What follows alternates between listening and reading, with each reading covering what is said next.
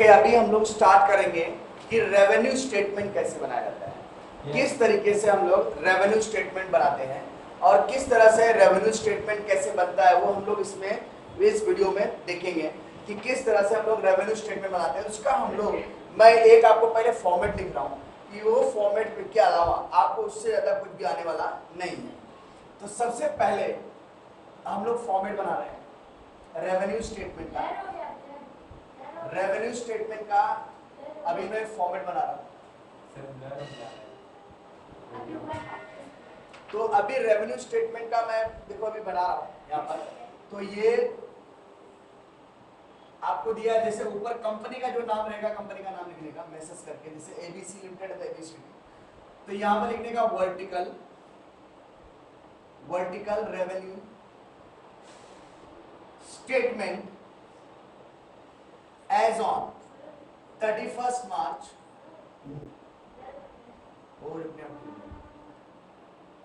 particulars rupees. सबसे पहले revenue statement में सबसे पहले अगर हम कुछ लिखते हैं तो क्या लिखते हैं? सेल्स। क्या लिखते हैं? सेल्स। सेल में से सेल्स रिटर्न माइनस करते हैं,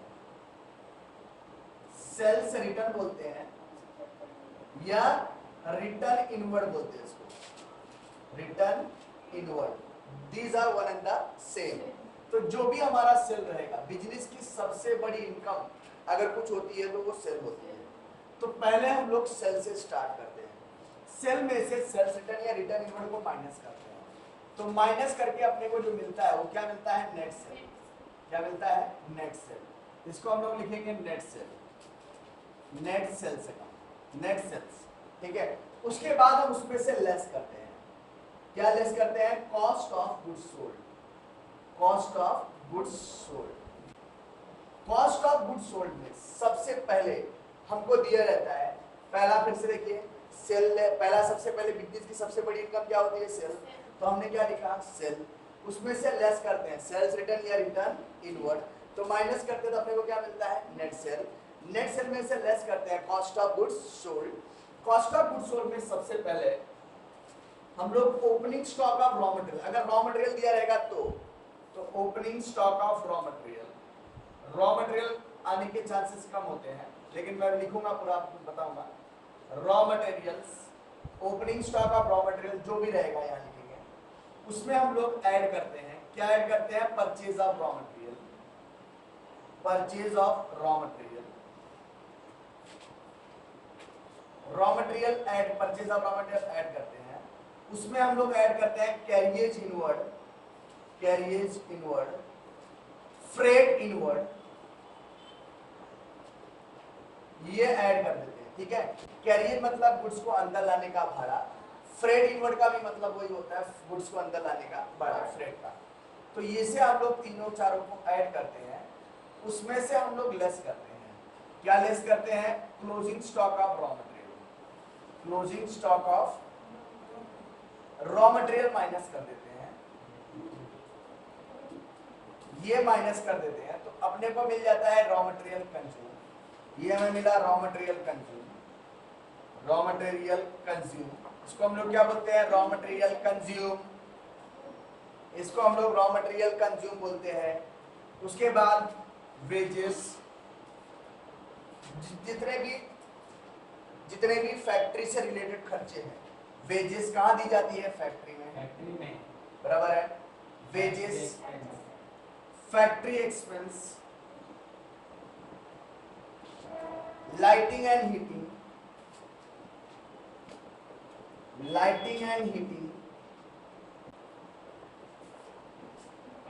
royalty on production,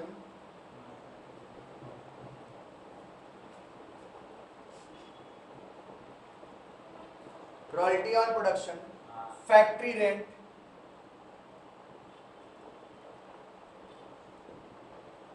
supervisor salary, supervisor कहाँ पे होता है? फैक्ट्री में। वर्क्स, क्योंकि वही जाके सुपरवाइज करता है फैक्ट्री को, हमेशा सुपरवाइज करने वाला फैक्ट्री में ही होता है हमेशा, कभी ऑफिस में सुपरवाइजर नहीं होता। उसके बाद work manager salary, works manager salary,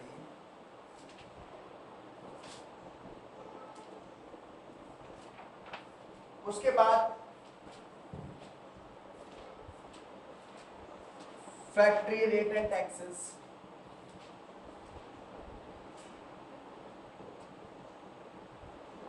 उसके बाद ड्यूटी,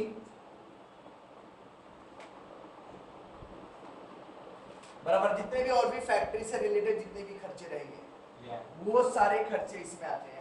और उसके बाद डेप्रिसिएशन आता है, जो जो चीजें फैक्ट्री में यूज होता है उसका depreciation. Depreciation on plant and machinery कहाँ यूज होती है? फैक्ट्री में। उसका रिपेयर भी इधर ही आएगा, प्लांट एंड मशीनरी। उसके बाद फैक्ट्री बिल्डिंग,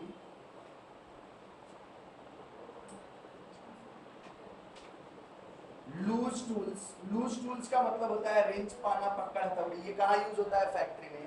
इसका डेप्रिसिएशन भी यहाँ जाएगा, ठीक है।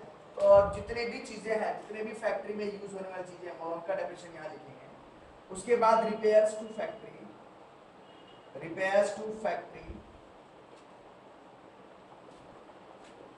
ठीक है। उसके बाद ये जितना टोटल आता है, ये टोटल को हम लोग ऐड कर देते हैं। तो जो भी आता है ये सब को ऐड करते हैं। तो उसमें हम लोग ऐड करते हैं क्या? ओपनिंग स्टॉक का वर्क इन प्रोग्रेस। ओपनिंग, ये हमें वर्क कॉस्ट मिलता है, इसको बोलते हैं हम लोग फैक्ट्री कॉस्ट। इसको हम लोग बोलते हैं फैक्ट्री कॉस्ट का, पूरा ऐड कर देने के बाद। उसके बाद ना फैक्ट्री कॉस्ट लिखोगे तो भी चलेगा, opening stock of work in progress. Opening stock of work in progress add करते हैं, less closing stock of work in progress less कर देते हैं। ये इधर ऐड करेंगे हम लोग और इसको लेस कर लेंगे, तो अपने को मिलेगा कॉस्ट ऑफ प्रोडक्शन। क्या मिलता है? Cost of production, cost of production, इसको बोलते हैं हम लोग कॉस्ट ऑफ प्रोडक्शन। उसके बाद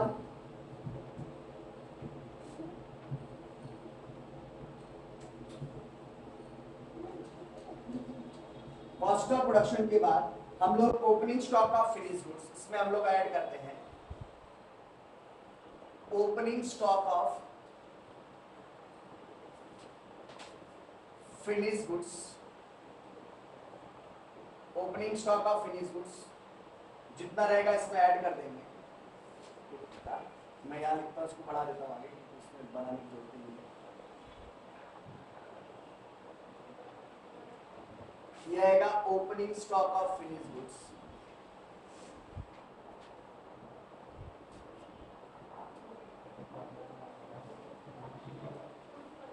जो भी आएगा ऐड करेंगे, उसमें हम लोग लेस करेंगे closing stock of finish goods. Closing stock of finish goods less कर दिया तो अपने को मिलता है कॉस्ट ऑफ गुड्स सोल्ड। ये टोटल अपने को क्या मिलता है? Cost of goods sold, COGS, cost of goods sold. Cost of goods sold sale में से, नेट सेल में से cost of goods sold minus करो तो अपने को मिलता है ग्रॉस प्रॉफिट। क्या मिल जाता है? Gross profit.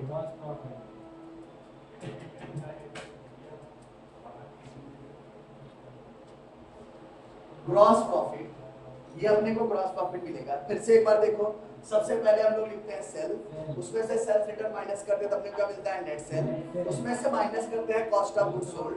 Cost of goods sold में सबसे पहले opening stock of raw material, add purchase of raw material, carrier inward, freight inward add कर देते हैं। उसमें closing stock of raw material minus करते हैं तो अपने को मिलता है raw material consume.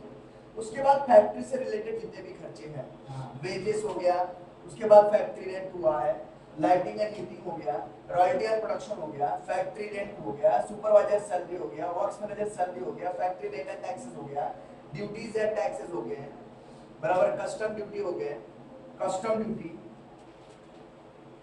Custom duty, ठीक है, जो भी रहेगा। उसके बाद उसका डेप्रिसिएशन, जो फैक्ट्री में जो चीजें यूज हो रही है उसका डेप्रिसिएशन कहाँ जाएगा? फैक्ट्री में। प्लांटर मशीनरी कहाँ यूज होता है? फैक्ट्री में, उसका डेप्रिसिएशन भी कहाँ जाएगा? फैक्ट्री में। फैक्ट्री बिल्डिंग कहाँ यूज हो रहा है? फैक्ट्री में, उसका डेप्रिसिएशन भी कहाँ जाएगा? फैक्ट्री में। लूज टूल रेंच पाना पकड़ा थोड़ी कहाँ यूज हो रहा है? फैक्ट्री में, तो उसका डेप्रिसिएशन भी कहाँ जाएगा? फैक्ट्री में। Repairs of factory machinery, repairs of machinery बोल सकते हैं इसको, मशीनरी।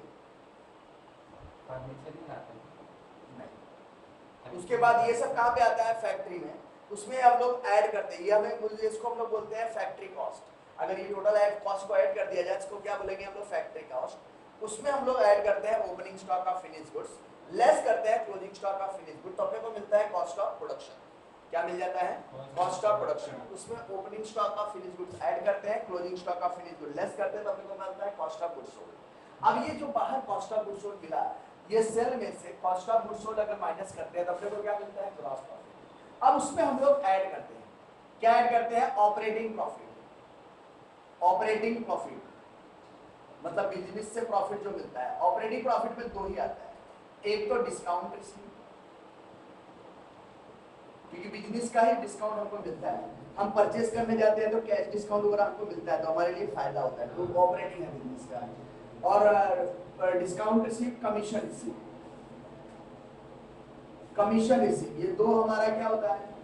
ऑपरेटिंग प्रॉफिट होता है। तो ये दोनों हम लोग इसमें ऐड कर देते हैं, ठीक है। उसमें से अगर प्रॉफिट, ऑपरेटिंग प्रॉफिट मैंने ऐड कर दिया, तो ऑपरेटिंग एक्सपेंस क्या करते हैं? लेस करते हैं, less operating expense. Operating expense में क्या क्या आता है? ध्यान दीजिए। पहला office and administration, office and administration,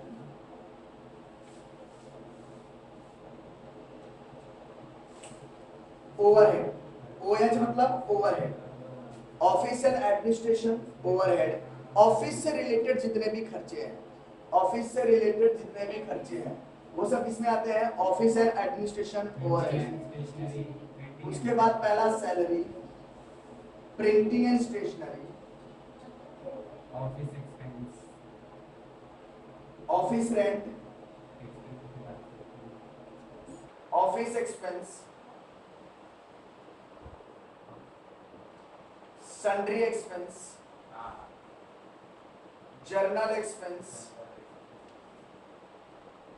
postage and telegram, refreshment,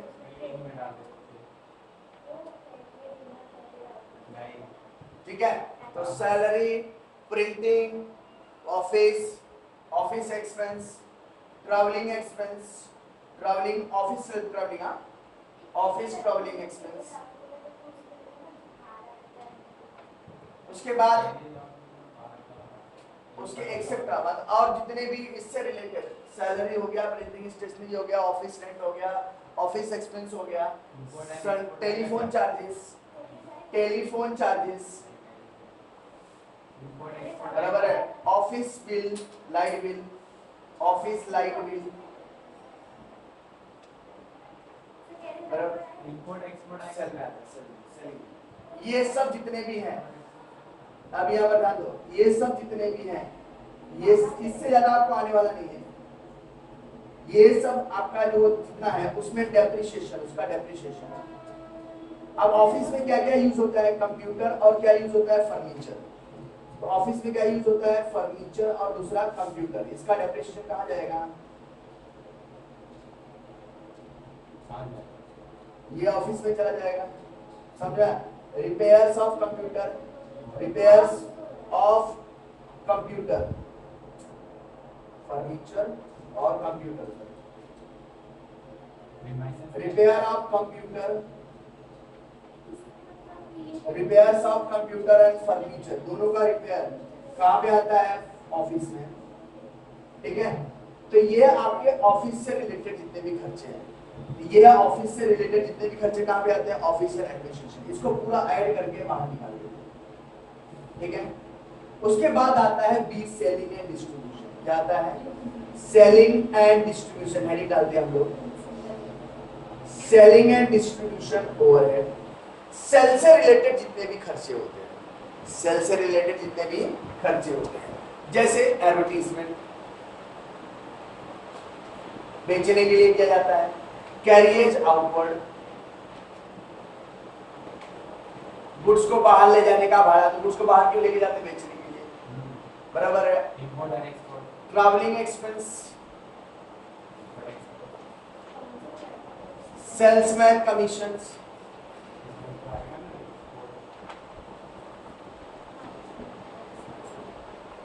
salesman salary, salesman किस लिए होते हैं? बेचने के लिए ना। सेल्समैन का प्रमोशन है, promotional expense, warehouse rent,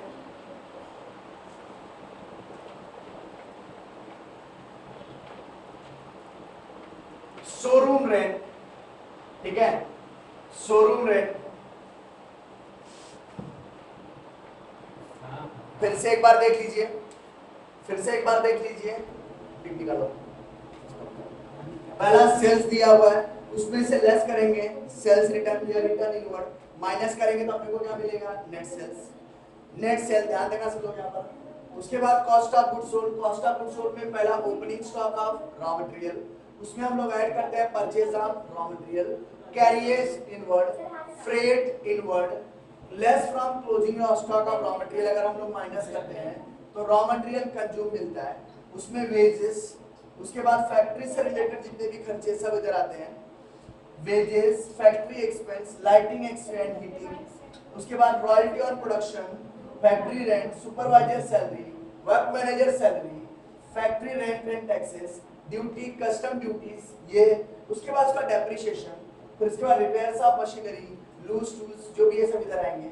उसमें हम लोग ऐड करते हैं opening stock of work in progress, less करते हैं closing stock of work in progress, तो अपने को क्या मिलता है? Cost of production. उसमें हम लोग ऐड करते हैं opening stock of finished goods, closing stock of finished good less करते हैं तो अपने को क्या मिलता है? Cost of goods sold. उसके बाद ग्रॉस प्रॉफिट, ये कॉस्ट ऑफ गुड्स सेल में से cost of goods sold minus करते हैं तो अपने को मिलता है ग्रॉस प्रॉफिट। उसमें हम लोग ऐड करते हैं ऑपरेटिंग प्रॉफिट। ऑपरेटिंग प्रॉफिट में दो ही आता है, डिस्काउंट और कमीशन, रिसीव दोनों ऐड कर दिया, तो उसमें से हम लोग लेस करते हैं ऑपरेटिंग एक्सपेंस। ऑपरेटिंग एक्सपेंस में पहला आता है office and administration overhead, office से रिलेटेड जितने भी खर्चे होते हैं, जैसे salary, printing and stationery, office rent, office expense, sundry expense, general expense, posting and telegram, refreshment expense, travelling, office travelling expense, telephone charges, office light bill, depreciation, furniture, computer, repair of furniture, computer, ये सब किसमें आते हैं?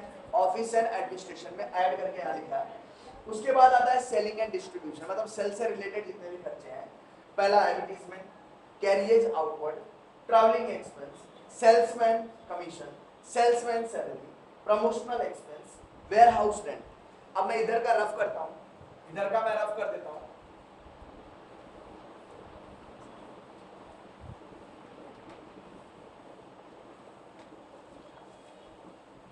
अब यहाँ पर मैं rough करके आगे इसको प्रोसीड करता हूँ, ध्यान दीजिएगा। Warehouse rent, warehouse के बाद आता है शोरूम रेंट। शोरूम किस लिए होता है? बेचने के लिए, ठीक है, शोरूम रेंट। उसके बाद trade fair, trade fair expenses. Trade fair किस लिए लगाते हैं? बेचने के लिए। ट्रेड फेयर एग्जीबिशन होता है, तो वो सब चीज किसमें आता है? सेलिंग में। और उसके बाद repairs of delivery van, delivery van expense, after sale services, after sale services selling के लिए होता है, बराबर है। उसके बाद उसका डेप्रिसिएशन, डेप्रिसिएशन किसका होता है इसमें? डिलीवरी वैन का।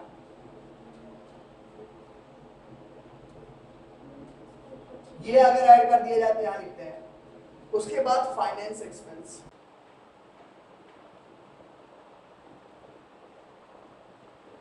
फाइनेंस एक्सपेंस जैसे discount on issue of shares, discount देना, कैश डिस्काउंट, कैश डिस्काउंट हमारा फाइनेंस होता है। इसमें ऑडिट फीस भी आते हैं, ऑडिटर का fees, legal fees, legal charges, ये सब किसमें आते हैं? ऑफिस एंड एडमिनिस्ट्रेशन, ठीक है। तो कैश डिस्काउंट, कैश डिस्काउंट देना हमारे लिए फाइनेंस होता है, बराबर है। हाँ, उसके बाद फाइनेंस एक्सपेंस में और भी आता है, जैसे कि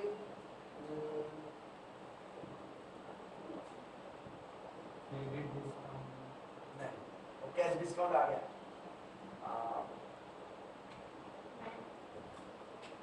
फंक्शन कैश डिस्काउंट समझो पहले, ये तीनों को अगर हम लोग ऐड करते हैं, ऑफिस एंड एडमिनिस्ट्रेशन, उसके बाद आपका सेलिंग एंड डिस्ट्रीब्यूशन, फाइनेंस, तीनों को ऐड कर देते हैं तो अपने को मिलता है ऑपरेटिंग एक्सपेंस। ये मिलता है टोटल ऑपरेटिंग एक्सपेंस, इसको हम लोग बोलते हैं टोटल ऑपरेटिंग एक्सपेंस, ठीक है।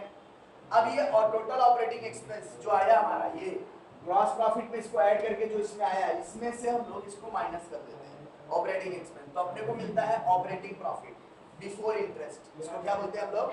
Operating profit before interest. Yes sir, ये हमारा क्या आता है?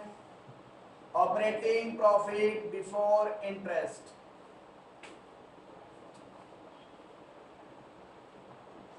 यहां से थोड़ा ध्यान दीजिएगा, बहुत इंपॉर्टेंट है।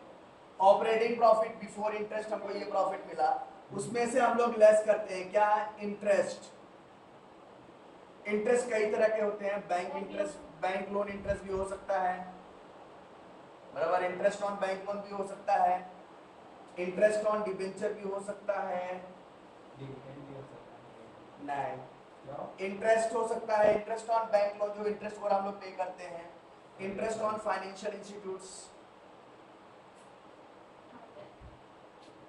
कितनी तरह की है? ये सब चीजें आती हैं इसमें ऐड हो, इसमें लेस हो जाता है। ये लेस करते हैं तो अपने को क्या मिलता है? तो ये हमें मिलता है net profit, net operating profit after interest. क्या मिल जाता है? Net operating profit, operating profit after interest, after interest, interest minus किया तो आफ्टर इंटरेस्ट मिला। उसमें हम लोग ऐड करते हैं, उसमें हम लोग ऐड करते हैं, क्या ऐड करते हैं? Non operating income, non operating income जो बिजनेस से रिलेटेड इनकम नहीं है, अदर इनकम है, जैसे रेंट रिसीव करना, बिजनेस की इनकम नहीं है, काम नहीं है रेंट रिसीव करना, ठीक है। उसके बाद ब्रोकरेज लेना, ब्रोकरेज बराबर है profit on sale of assets,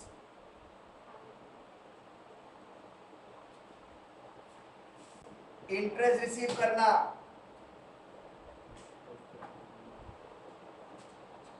dividend receive करना, यस सर, ये सब किसमें आता है? हाँ, नॉन ऑपरेटिंग इनकम में आता है। ये तीनों को ऐड करके यहाँ लिखेंगे, इसमें नॉन ऑपरेटिंग इनकम क्या होगा? ऐड, तो नॉन ऑपरेटिंग एक्सपेंस क्या होगा? लेस। तो ये हो जाएगा नॉन ऑपरेटिंग एक्सपेंस में से लेस करेंगे हम लोग। अब इसको इसमें ऐड कर दिया हम लोगों ने, इसको इसमें ऐड कर दिया, उसमें से लेस क्या करेंगे हम लोग? नॉन ऑपरेटिंग इनकम को ऐड किया है तो नॉन ऑपरेटिंग एक्सपेंस को क्या करेंगे? Less. Less non operating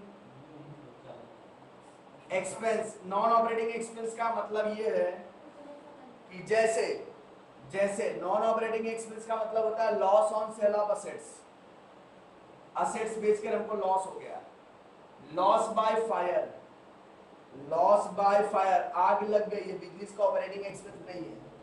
loss by theft, चोर चोरी करके लेके चला गया, बराबर है, तो ये सब लॉस हुआ। और उसके बाद ये स्टोलन, चोर चोरी करके लेके चला गया, जो भी थेफ्ट का स्टोलन बात देखिए, ठीक है। उसके बाद जैसे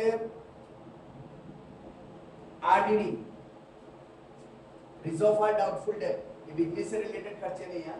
हाँ, बैड डेट जो है सेल में आता है, ये बैड डेट जो होगा, बैड डेट मतलब सेल्स, क्योंकि बैड डेट कब होता है? जब सेल करते हैं, तो ये सेलिंग एक्सपेंस होता है बैड डेट, समझा? ये आरडीडी हो गया। उसके बाद ये तीनों को हम लोग ऐड कर देते हैं। रॉयल्टी रिसीव, रॉयल्टीज पेड, यहां पर रॉयल्टी रिसीव हमारे लिए इनकम होगा, रॉयल्टीज रिसीव, ये इनकम में आता है। रॉयल्टी पेड, ये सब इसमें आता है। तो ये इसमें से माइनस कर देंगे हम, ये माइनस हो जाएगा तो हमें मिलेगा नेट प्रॉफिट बिफोर टैक्स। अपने को क्या मिलेगा? Net profit before tax.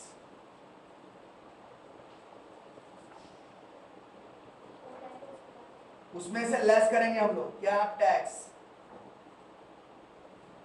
ये नेट प्रॉफिट बिफोर टैक्स है, उसमें टैक्स माइनस किया मैंने, तो नेट प्रॉफिट आफ्टर टैक्स आ जाएगा।